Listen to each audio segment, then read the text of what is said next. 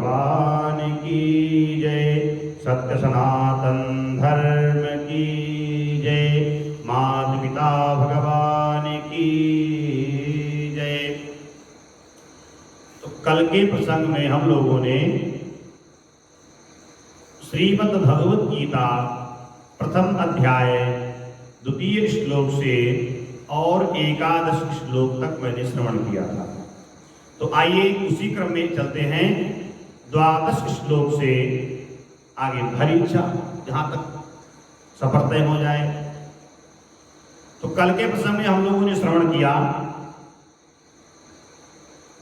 कि सैन्य निरीक्षण, सैन्य जो सेना है, दोनों की सेना है, उसका निरीक्षण हो रहा है।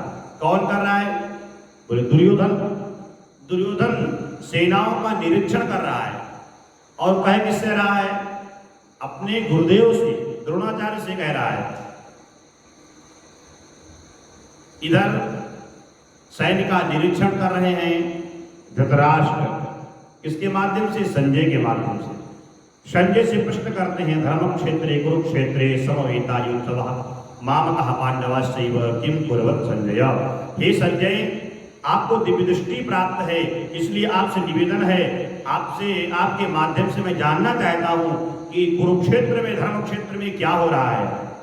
ऐसा तो नहीं धर्म क्षेत्र में जाकर के मेरे जो पुत्र हैं, मेरे जो भ्रातृज हैं, ये कहीं आपस में संधि न कर लें। तो पूरी क्रिया आपको बताओ, पूरी जानकारी मुझे दीजिए, क्या हो रहा है। इस विषय को मैंने कल बताया था। तो उसी क्रम में आइए, भीष्म पितामह का जब नाम आता है, बोले सभी सेनापति मिलकर के अपना अपना कार्य भी करते रहें और पितामह भीष्म की रक्षा करें, क्योंकि वो मेरे लिए अति आवश्यक है। वो नहीं तो कुछ नहीं। इस बात को पितामह ने सुन करके सुना तो पितामह को लगा मेरा जो पौत्र है ये भयाक्रांत है, सेनाओं से, भगवान से, अर्जुन से, धृष्टद्युम्न से, बड़े बड़े पराक्रमी योद्धा सामने लगे हुए हैं। हो सकता है उनसे जो भयाक्रांत है, इसलिए ये इनकी आवाज अन्य इनके सेनापतियों तक न जाने पाए। इस कारण से भगवान, इस कारण से पितामह ने शंख ध्वनि कर दी, बड़ा भयानक शंख बजाया। कौन सा? बोले तस्य संजनयन् हर्षं कुरु वृद्धः पितामह सिंहनादं विनादोक्यै शंखं दधमौ प्रतापवान्। तब कहते हैं कि कुरुवंश के वयोवृद्ध पितामह ने ये समझ गए कि हो न हो कहीं मेरे पौत्र को भय लग गया हो। उस भय को नष्ट करने के लिए, उत्साह को बढ़ाने के लिए, और सिंह के समान जो गर्जना करने वाला शंख था उसको पितामह ने बजाया। और उसकी ध्वनि सुन करके, सिंह के समान गर्जना करने वाले शंख की ध्वनि सुन करके दुर्योधन को प्रसन्नता प्राप्त हुई, प्रसन्न हो गया।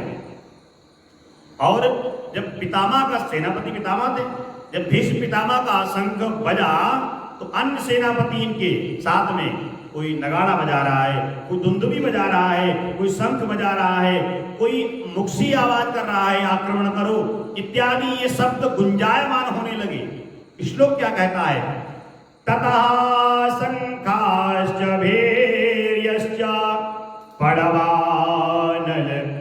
पडवानक गोमुखाः सहसैवाभ्यहन्यन्त सशब्दस्तु मूलो भवत्। कहते हैं कि तथा शंखाश्च भैर्यश्च, तथा माने उसके पश्चात, शंख बजने के पश्चात। कहते शंख बजने के पश्चात लोगों ने सुना तो सब भी बजाने लगे। सहसैवाभ्यहन्यन्त, कोई बिगुल बजा रहा है, कोई दुलही बजा रहा है, कोई श्रृंगी बजा रहा है इत्यादि। एक साथ में सारे यंत्र बजने वाले सब दोनों सेनाओं के बजने लगे। इधर कौरव तरफ बज रहे हैं और उधर पांडवों की सेना में क्या हुआ? पांडवों की सेना में कहते हैं कि श्वेत घोड़े, श्वेत रथ तथा श्वेतैर्हयैर्युक्ते महती स्यन्दने स्थितौ माधवः पाण्डवाश्चैव दिव्यौ शंखौ प्रदद्मतु। इधर पांडवों में क्या हुआ? पांडवों में सेनापति धृष्टद्युम्न है, लेकिन सर्वप्रथम भगवान ने और दिव्य शंख जो था उनके पास में उसको बजाया। अब सबसे दिव्य शंख कौन है? बोले सबसे दिव्य शंख है पांचजन्य, सबसे बड़ा शंख। वो किसके पास में है? भगवान के पास में। तो पांचजन्य नामक शंख को भगवान ने बजाया।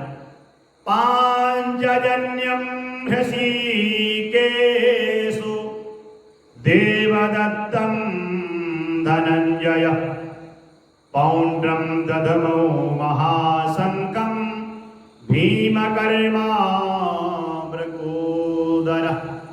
सर्वप्रथम भगवान ने शंख बजा दिया। पांचजन्य बजाया तो एक ही तरफ जाता है वो, लेकिन वो शंख ऐसा है वो उसमें पांचों अंगों से ध्वनि निकलती है, इसलिए उसका नाम पांचजन्य। अच्छा, पांचजन्य नामक शंख उत्पन्न कहां से हुआ? ये आया कहां से? जिस समय भगवान वासुदेव विद्याधन करने के लिए अपने गुरुदेव शांतिपनि के आश्रम में पहुंचे, विद्याधन किया। विद्याधन करने के बाद में जब नंबर आया विदा होने का, मैं घर जाऊंगा, प्रथमे नारित्या विद्या द्वितीय नारित्य धनम। अब विद्याधन करने के बाद धन कमाए, ये समय है। तो शिष्यों ने कहा कि मैं आपको कुछ गुरुदक्षिणा देना चाहता हूं। गुरुदेव ने कहा मुझे गुरुदक्षिणा में कुछ नहीं चाहिए, मां से पूछ लो जाकर के। तो गुरुमाता के पास जब पहुंचे तो उनसे निवेदन किया तो मां रोने लगी। क्या रोने लगी? मां कहती है, अरे पुत्र, आप लोग घर जा रहे हो तो मैं किसके सहारे रहूंगी? यहां आप लोग कितने दिन रहे, आप चले जाओगे तो मैं किसके सहारे में यहां रहूंगी? तो ऐसा क्या है? अन्य सिद्ध हैं? नहीं, आपको मैं देखती हूं तो मुझे अपने पुत्र की याद आती है। मेरा भी पुत्र होता तो आपके समान होता, अभी आपके बराबर का होता, बिल्कुल आपके जैसा था। तो भगवान को बात में रुचि हो गई। भगवान ने कहा नहीं मां बताइए तो हुआ क्या? तो मां ने कहा मेरा पुत्र आपके समान ही था और बाल्यावस्था में जाकर के समुद्र के किनारे स्नान करने गया तो समुद्र में जो कोई जीव रहता है या समुद्र ने उसको प्राप्त कर लिया, आपने भी संभाल लिया। मेरा पुत्र चला गया, तब से मैं बड़ी परेशान हूं।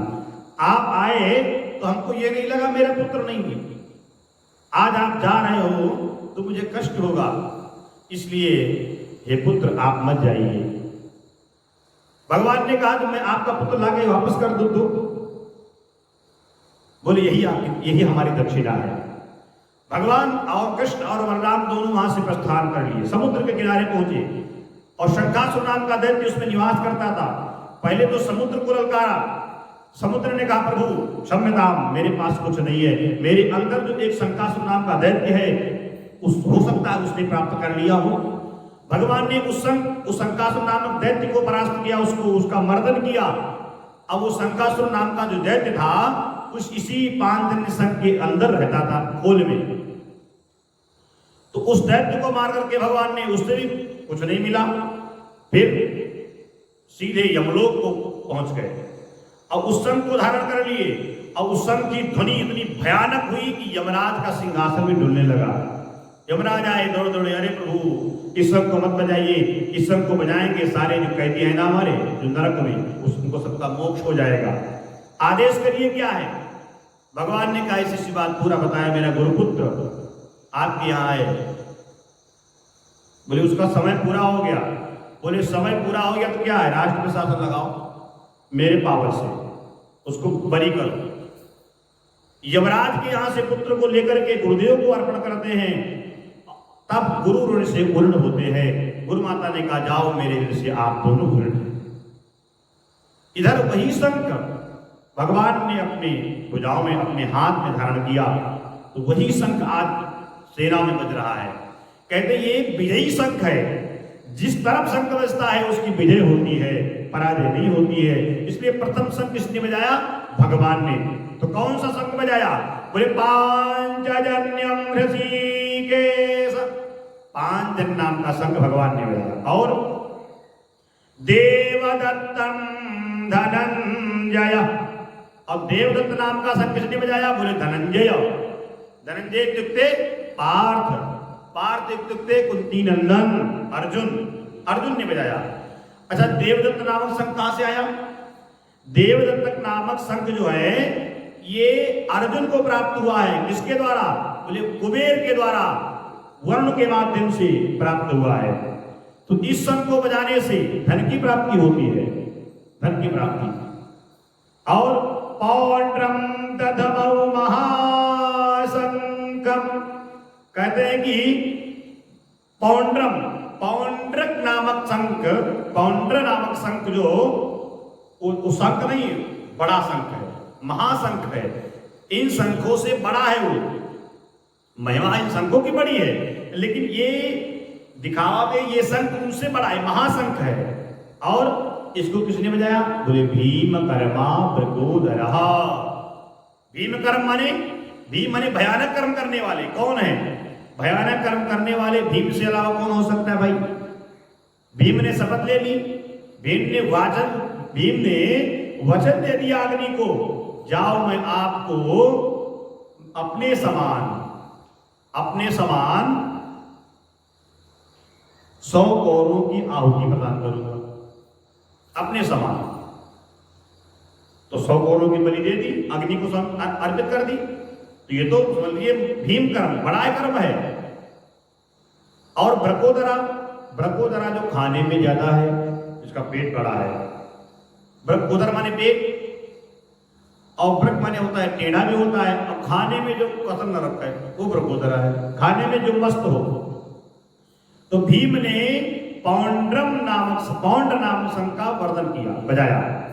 और देखिए, बोले अनंत विजयम राजा कुंती पुत्रो युधिष्ठिरा।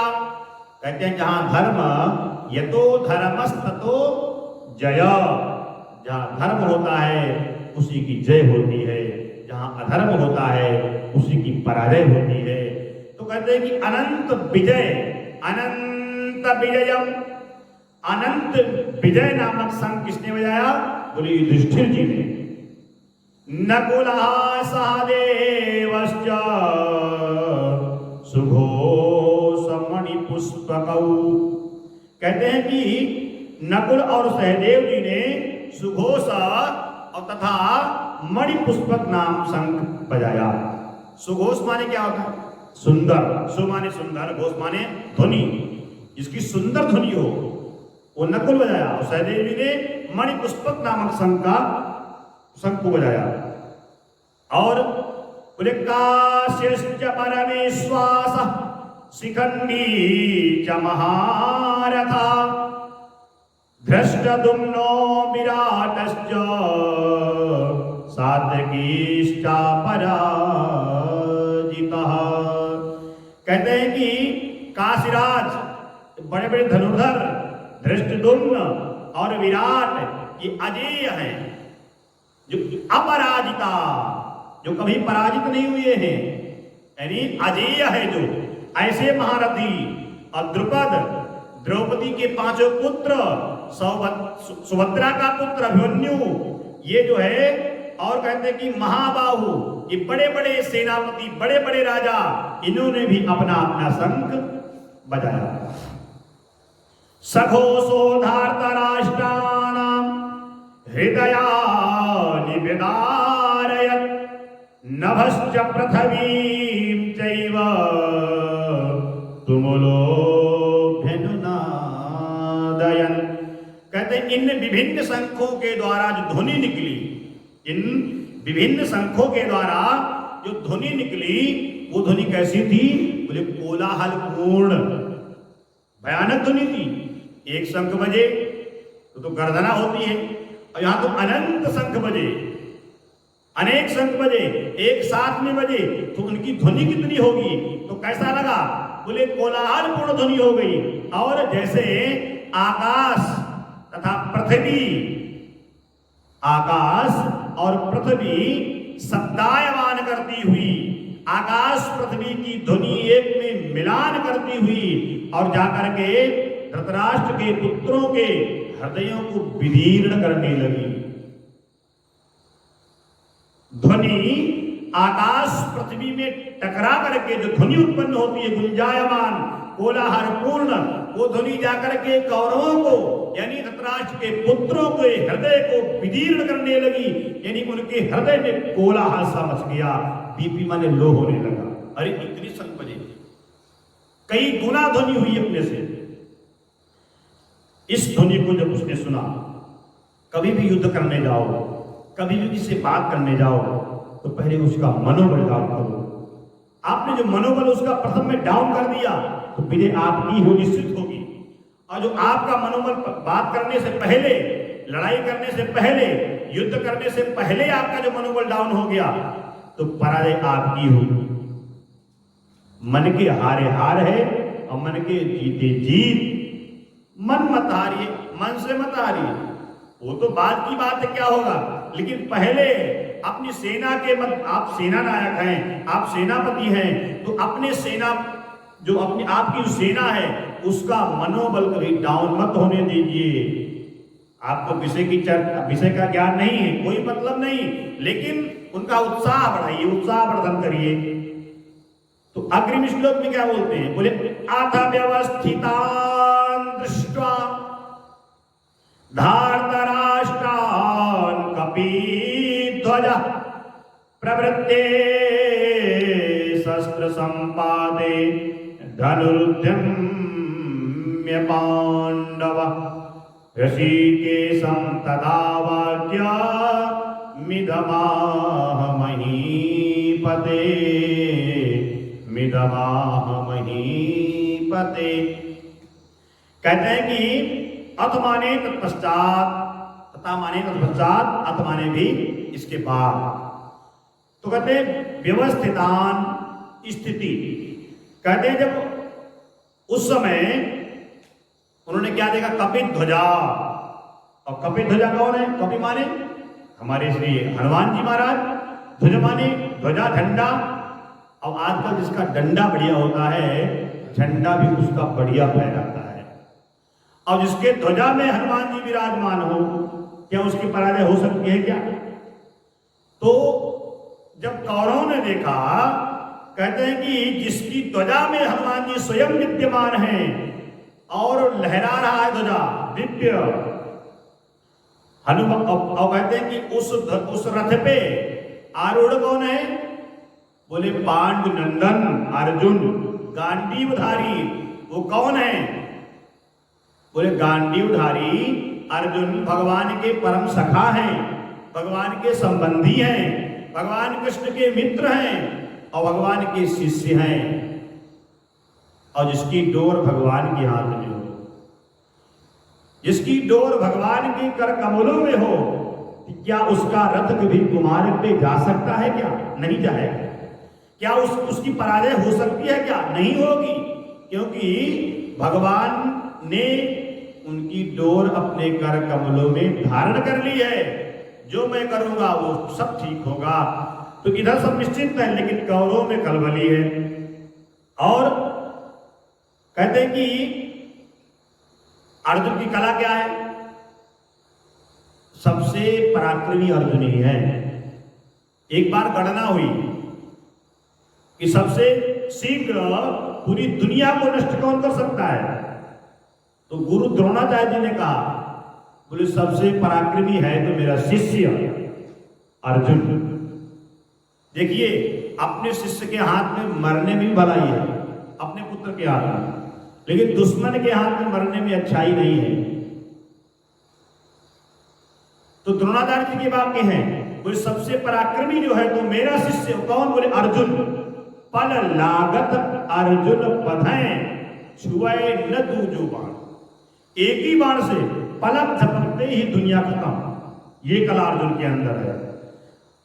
तो अब ये इधर विवेचन हो रहा है कौरवों में। धृतराष्ट्र के पुत्रों ने जब ये देखा और अर्जुन का रथ भगवान चला रहे हैं, सारथी परमात्मा भगवान श्री नारायण कृष्ण, ध्वजा पे हनुमान जी विद्यमान है, लेकिन जब देखा कि जो परम सेना, परम जो पराक्रमी वीर अर्जुन और कुछ भगवान से कुछ कह रहा है, कौरव में बात कुछ जमी नहीं। कौरव ने कहा ये कौन सी बात, युद्ध का डंका बज गया है, इधर अर्जुन को दुखी लग रहा है, अर्जुन भगवान से कुछ कह रहा है, जरा इसको सुनो क्या हो रहा है, क्या कह रहा है। अब क्या कह रहा है अर्जुन भगवान से, इस विषय को हम कल श्रवण करेंगे। अर्जुन ने भगवान से क्या कहा, किस विषय पे चर्चा करी और ये स्थान क्यों चुना, इस विषय पे हम लोग अगले विषय पे अगले दिन चर्चा करेंगे। तो आइए आज की जो वाणी है इन्हीं शब्दों के बाद साथ में यहीं पे विराम करते हैं। 2 बार प्रभु नाम संकीर्तन